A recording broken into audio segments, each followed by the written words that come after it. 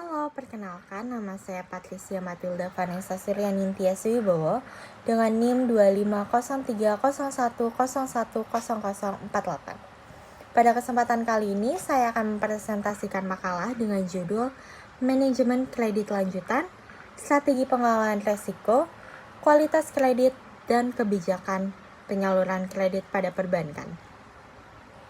Pada presentasi ini, saya akan membahas mengenai konsep manajemen kredit, proses pengelolaan kredit, analisis kelayakan kredit, resiko kredit, kredit bermasalah, sampai dengan strategi pengelolaan kredit yang dapat dilakukan oleh bank.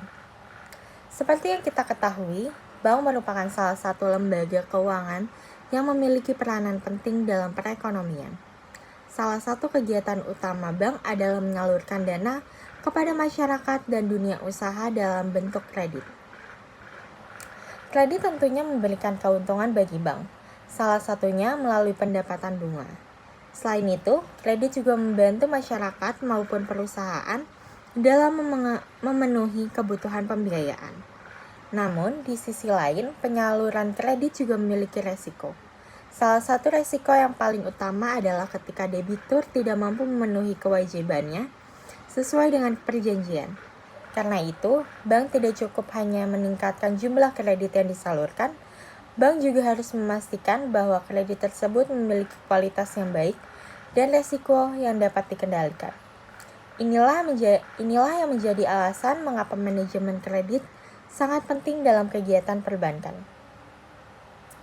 Berdasarkan latar belakang tersebut, terdapat beberapa hal yang menjadi pembahasan dalam makalah ini.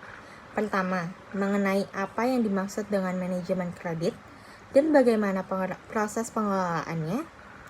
Kemudian, bagaimana bank melakukan analisis terhadap calon debitur sebelum memberikan kredit. Selanjutnya, kami juga membahas resiko kredit, kredit bermasalah, serta bagaimana bank melakukan monitoring dan penanganan terhadap kredit yang bermasalah. Terakhir, pembahasan juga diarahkan ke strategi yang dapat dilakukan bank untuk menjaga kualitas portofolio kredit. Selanjutnya adalah konsep manajemen kredit. Manajemen kredit dapat dipahami sebagai serangkaian kegiatan yang dilakukan bank dalam pengelola kredit, mulai dari tahap perencanaan, analisis calon debitur, persetujuan, pencairan, pemantauan, sampai dengan penyelesaian kredit.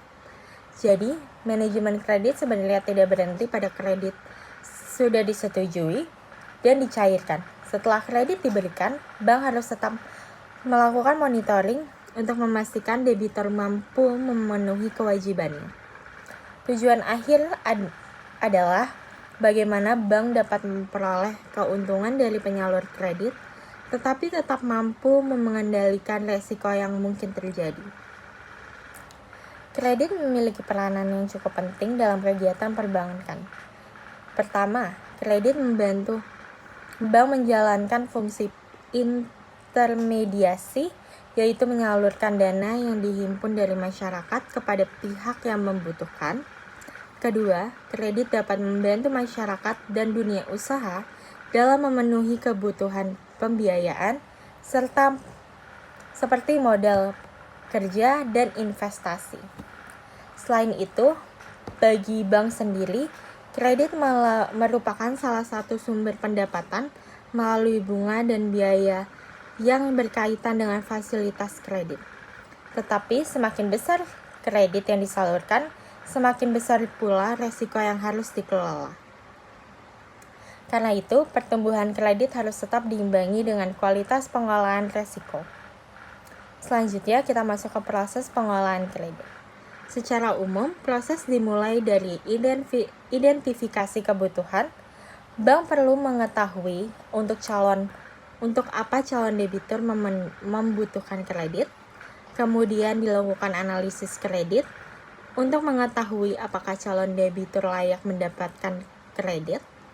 Setelah itu, bank mengambil keputusan mengenai persetujuan kredit, termasuk menentukan plafon, suku bunga, jangka waktu, dan persyaratan lainnya. Jika seluruh persyaratan sudah terpenuhi, kredit kemudian dicairkan. Setelah pencairan, bank tetap melakukan monitoring terhadap pembayaran dan kondisi debitur. Dan yang terakhir adalah tahap penyelesaian, yaitu ketika kredit sudah dilunasi atau ketika bank harus mengambil tindakan apabila terjadi permasalahan. Dalam menentukan apakah seseorang atau sesuatu perusahaan layak mendapatkan kredit, bank perlu melakukan analisis. Salah satu prinsip untuk yang umum digunakan adalah prinsip 5C. Yang pertama adalah karakter, yaitu menilai karakter dan itikat calon debitur. Kedua, capacity, yaitu menilai kemampuan debitur dalam membayar kewajibannya. Ketiga, kapital, yaitu melihat kondisi modal dan kekuatan keuangan debitur. Keempat, kolateral, yaitu melihat jaminan yang diberikan kepada bank. Dan yang terakhir adalah condition, yaitu mempertimbangkan kondisi ekonomi dan industri yang dapat mempengaruhi usaha debitur. Kelima aspek ini digunakan agar bank tidak hanya melihat satu sisi saja dalam menentukan keputusan kredit. Resiko kredit dan kredit bermasalah. Resiko kredit merupakan kemungkinan terjadinya kerugian kepada debitur tidak mampu memenuhi kewajibannya. Penyebabnya dapat berasal dari kondisi debitur sendiri, misalkan pendapatan menurun, arus kas terganggu, atau pengelolaan usaha yang kurang baik. Selain itu, faktor eksternal seperti perubahan kondisi ekonomi, kenaikan suku bunga, dan perubahan kondisi industri juga dapat memengaruhi kemampuan debitur. Apabila masalah tersebut menyebabkan debitur mengalami kesulitan dalam memenuhi kewajibannya, maka dapat terjadi kredit bermasalah. Salah satu indikator yang digunakan untuk melihat kualitas kredit adalah non-performing loan atau NPL. Untuk mencegah kredit bermasalah, bank perlu melakukan monitoring secara berkala. Monitoring dapat dilakukan dengan melihat riwayat pembayaran, kondisi keuangan debitur, perkembangan usaha, arus kas, dan kondisi industri. Selain monitoring, bank juga dapat menggunakan early warning system atau sistem peringatan dini. Sistem ini bertujuan untuk mendeteksi tanda-tanda awal bahwa kualitas kredit mulai mengalami penurunan. Misalnya, debitur mulai terlambat melakukan pembayaran, pendapatannya menurun, arus kas terganggu, atau jumlah utangnya meningkat. Dengan mengetahui tanda-tanda tersebut lebih awal, bank dapat mengambil tindakan sebelum masalah menjadi besar. Apabila debitur mengalami kesulitan dalam membayar kredit, salah satu langkah yang dapat dilakukan adalah restrukturisasi. Restrukturisasi dapat dilakukan apabila debitur masih memiliki prospek dan masih mendapat kemungkinan untuk memenuhi kewajibannya.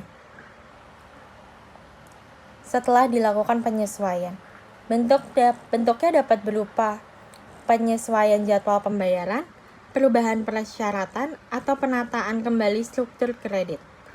Tujuan dari restrukturisasi adalah memberikan kepada debitur untuk memperbaiki kemampuan pembayaran, sekaligus membantu bank mengurangi potensi kerugian. Namun, restrukturisasi tetap harus dilakukan berdasarkan analisis dan ketentuan yang berlaku. Untuk menjaga kualitas kredit, bank membutuhkan beberapa strategi. Pertama, meningkatkan kualitas analisis kredit agar kredit diberikan kepada debitur yang benar-benar memiliki kemampuan berbayar. Kedua, memperkuat monitoring dan melakukan early warning system untuk mendeteksi masalah lebih awal. Ketiga, melakukan diversifikasi portofolio agar kredit tidak terlalu terkonsentrasi pada satu sektor atau kelompok tertentu. Selain itu, bank juga perlu menyesuaikan plafon dan jangka waktu kredit dengan kemampuan debitur. Pemanfaatan teknologi juga dapat membantu bank dalam proses analisis dan monitoring, tetapi tetap harus disertai dengan pengelolaan keamanan data dan prinsip kehati-hatian. Jadi, intinya adalah pertumbuhan kredit harus diimbangi dengan pengendalian risiko. Sebagai kesimpulannya, manajemen kredit merupakan bagian yang sangat penting dalam kegiatan perbankan. Kredit memang memberikan manfaat bagi bank, masyarakat, dan dunia usaha, tetapi di sisi lain juga memiliki resiko. Karena itu, bank perlu melakukan analisis yang baik sebelum memberikan kredit, menerapkan prinsip kehati-hatian, serta melakukan monitoring setelah kredit dicairkan. Penggunaan early warning system dapat membantu bank mendeteksi potensi masalah lebih awal, sedangkan restrukturisasi dapat menjadi salah satu solusi bagi debitur yang mengalami kesulitan tetapi masih memiliki prospek.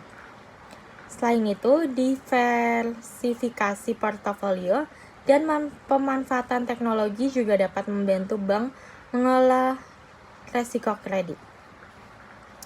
Jadi, keberhasilan manajemen kredit bukan hanya dilihat dari seberapa besar kredit yang berhasil disalurkan, tetapi juga kemampuan bank dalam menjaga kualitas kredit dan mengendalikan resikonya.